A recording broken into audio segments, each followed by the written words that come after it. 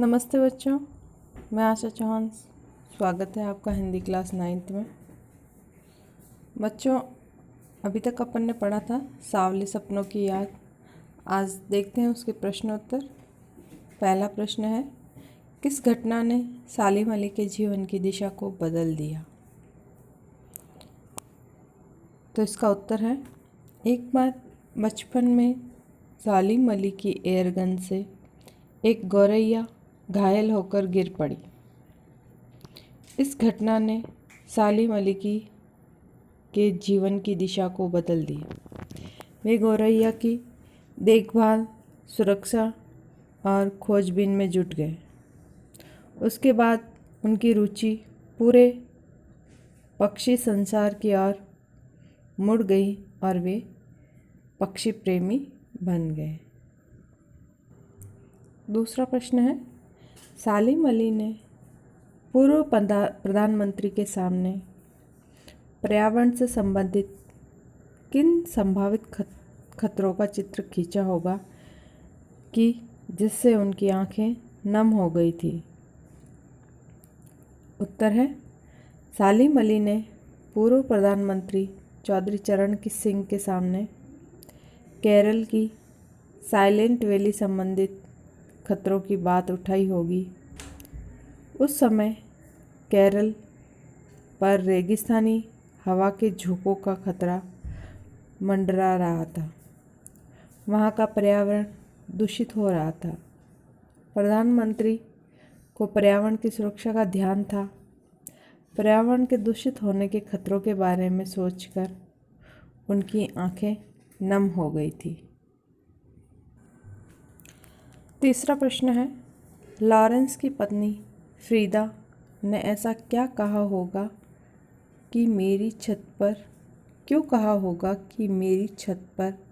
बैठने वाली गौरैया लॉरेंस के बारे में ढेर सारी बातें जानती है?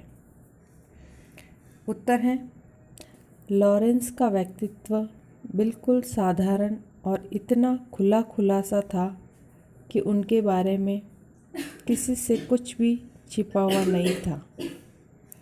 इसलिए फ्रीडा कहती है कि लॉरेंस के बारे में एक गौरैया भी ढेर सारी बातें बता सकती है। ठीक है बच्चों। अगला प्रश्न है, आज से स्पष्ट कीजिए। वो लॉरेंस की तरह नैसर्गिक जिंदगी के प्रतिरूप बन गए थे।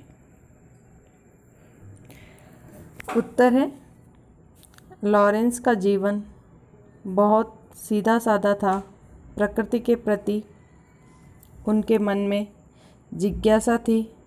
सालिम अली का व्यक्तित्व भी लॉरेंस की तरह सुलझा और सरल था। दूसरा है, कोई अपने जिस्म की हरारत और दिल की धड़कन देकर भी उसे लौटाना चाहे तो वह पक्षी अपने सपनों के गीत दोबारा कैसे गा सकेगा? इसका उत्तर है, यह लेखक का आशय ये है कि मृतक व्यक्ति को कोई भी जीवित नहीं कर सकता। हम चाहे कुछ भी कर ले पर उसमें कोई हरकत नहीं ला सकते।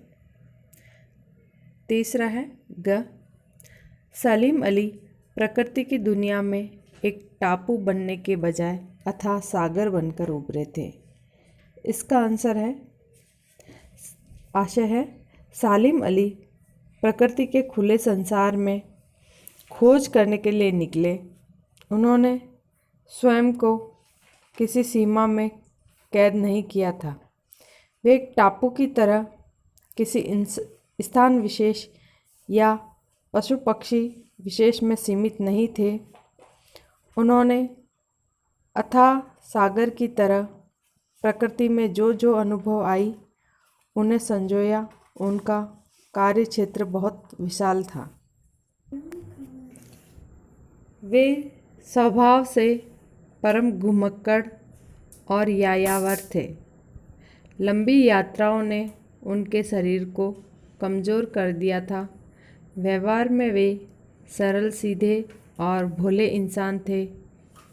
वे बाहरी चकाचौंध और विशिष्टता से दूर थे। अगला प्रश्न है प्रश्न संख्या 5। इस पाठ में लेखक ने सालिम अली के व्यक्तित्व का जो चित्र खींचा है उसे अपने शब्दों में लिखिए। सालिम अली अनन्य प्रकृति प्रेमी थे। प्रकृति तथा पक्षियों के प्रति उनके मन में कभी न खत्म होने वाली जिज्ञासा थी। लेखक के शब्दों में उन जैसा बर्ड वाचर शायद ही कभी हुआ है। उन्हें दूर आकाश में उड़ते पक्षियों की खोज करने का तथा उनकी सुरक्षा के उपाय खोजने का असीम चाव था। प्रश्न संख्या 6। सांवले सपनों की याद शीर्षक की सार्थकता पर टिप्पणी कीजिए। उत्तर है सांवले सपनों की याद एक रहस्यात्मक शीर्षक है। यह रचना लेखक जाबिर हुसैन द्वारा अपने मित्र सालिम अली की याद में लिखा गया संस्मरण है। सांवले सपने मनमोहक इच्छाओं के प्रतीक हैं। वे अपने प्रसिद्ध पक्षी प्रेमी सालिम अली से संबंधित है।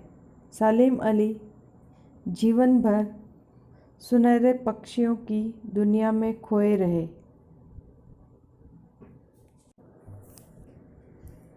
वे उनकी सुरक्षा और खोज के सपनों में खोए रहे। ये सपने हर किसी को नहीं आते। हर कोई पक्षी प्रेम में इतना नहीं डूब सकता।